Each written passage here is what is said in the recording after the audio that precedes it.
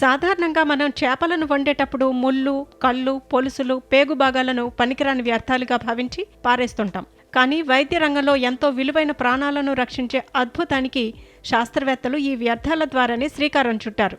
కర్ణాటకలోని Mangaluru college of ఫిషనరీస్లో fish processing technology విభాగాధిపతి ఆచార్య బి మంజునాయక్ నేతృత్వంలో ఈ అద్భుత పరిశోధన విజయవంతమైంది. ఎముకలు, దంతాల చికిత్సలో అత్యంత కీలకంగా ఉపయోగపడే బోన్ గ్రాఫ్టింగ్ మిశ్రమాన్ని ఈ చేపల వ్యర్థాల నుంచే తయారు చేశారు.